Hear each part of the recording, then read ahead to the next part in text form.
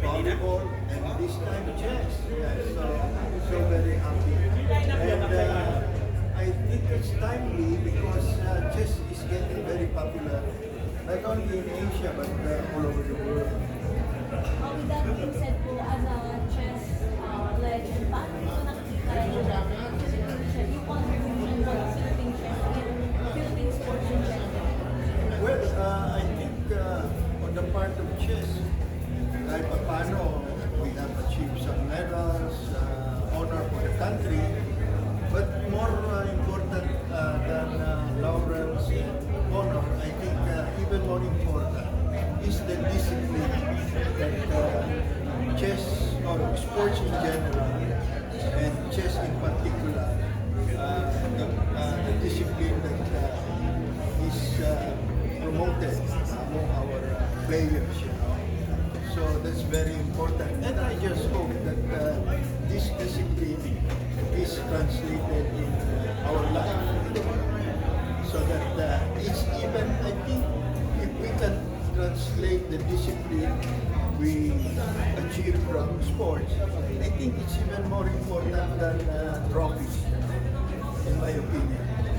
Okay, Manong GM, of course you've been contributed nga dito sa naging performance na ng ating team natin doon sa SEA Games dyan sa Cambodia. Can you give us some thoughts nga sa ating performance? Ang gano'n ito, malaking tulong ito para ma-maintain pa lalo ang success natin ng ating chess team natin.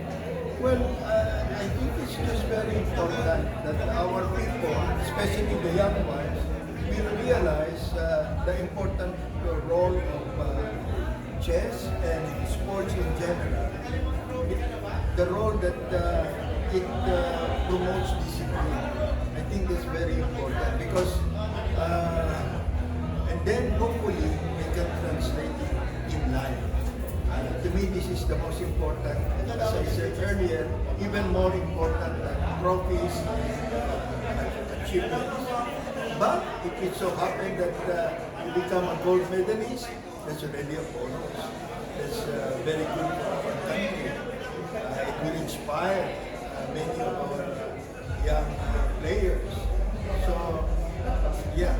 So I always believe that we should always give 100% support to Philippine sports, kasama na yung chess, because sports is a discipline. And hopefully, the players in general, they can translate it in life. Lalo na, the tremendous rise na rin ng ating mga young chessers like sina Daniel Quezon, Ruel Canino, even si Nika Nicolas na papalis na sa Serbia. Ano siguro yung mga in-envision nyo sa ating mga kabataan chessers na maging katulad nyo? Just keep, love the game, love what you're doing, that's very important. And believe that you are doing something that is worthwhile and hopefully if you are successful, you achieve honor for the country. But as I said earlier, more than the honor, what's important is the discipline and hopefully we can apply it in life. Lastly, you've been one of the recipients before 2016 ng Philippine Sports Hall of Fame at meron tayong panibagong batch na i-reveal this coming Monday yung chairman ko to. So, ano siguro yung advice ninyo sa mga inductees natin in the upcoming Philippine Sports Hall of Fame? Well, now they become models for the youth, and well, hopefully they can translate the discipline they earn from the sport. Hopefully they can translate it in life. That's, I think, the most important thing. Because I remember during the time when I became grandmaster, there were instances where I was not able to apply the discipline in life. There was a time I was smoking, no good, you know. So, especially in chess, we are trained to find the best move, and hopefully we can do the same, most especially in life. What does it take to be What does it take? Well, I think first of all, you love the sport. No? You love what you're doing. It should come from the heart. And then, of course, when you have that love, then all the sacrifices you can manage. And the hardship sometimes, and sometimes you will lose also. So you need that love, you know, and the belief that what you're doing is something that you can be proud of, or something that is on the good side. So that I think is very important.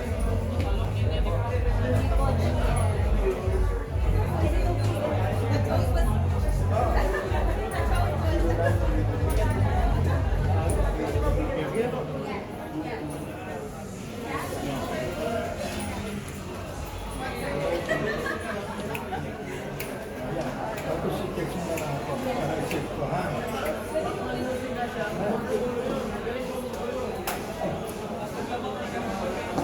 Kayo na mag-edit bit Ikaw muna dyan, para sabay na tayong dalawa.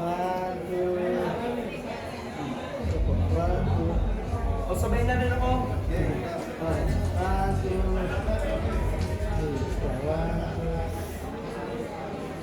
Okay. Thank you so much and see you next event. Thank you. Picture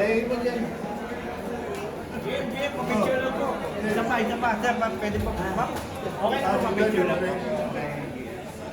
Magpapaalam lang ako kaya. Diyan, magpapaalam lang ako kaya. Sige. 1, 2, 3.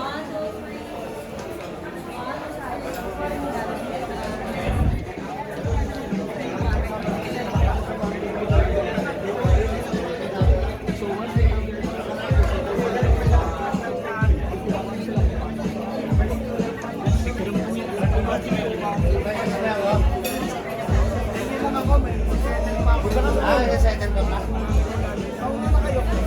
Ito, iwan ko na lang. Ako na guys. Ako na lang guys. Dito na lang.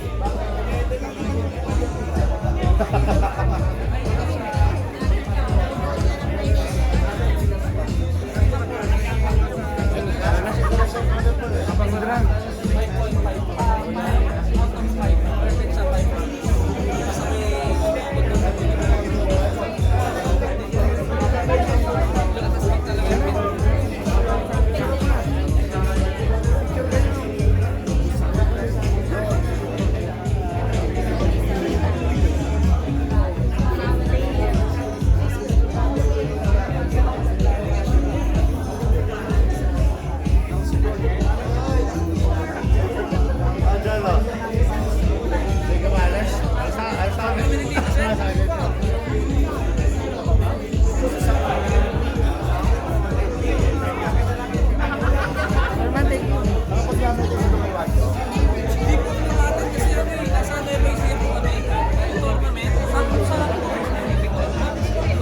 Paalam ka na.